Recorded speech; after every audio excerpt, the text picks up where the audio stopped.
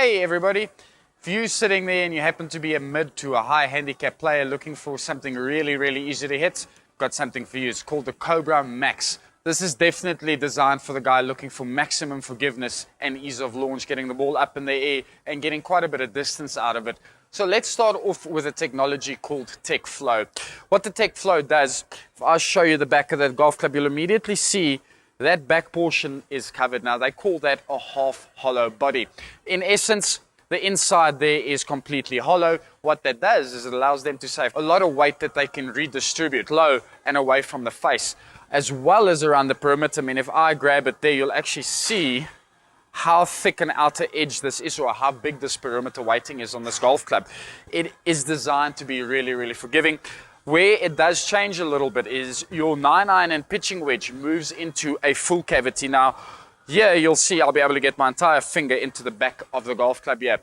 You don't need as much help in the shorter irons, or at least that's the thinking behind it. You need more control, hence moving into this form factor, if I can explain it to you that way. To close up that pocket cavity, they use aluminium.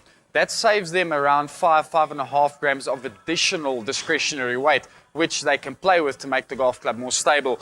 Cobra use something that they call the speed channel that actually runs around the perimeter of the face of the golf club and the back of it, which allows the face to flex, increasing ball speeds, especially on your miss hits, and especially low and high on the club face. The miss hits obviously being the toe and the heel areas. Even though this is a super game improvement iron, as you can see from the slightly broader sole, when I put it down, it's actually not a bad looking golf club. Yes, there's a little bit of offset, which you would expect to help you turn over the club and square it up a little bit easier. Yes, it has quite a bulky top line, but it's not off-putting. I mean, if I show it to you almost like that, you'll see that that's actually quite big. But because of that slight bevel, you don't see it.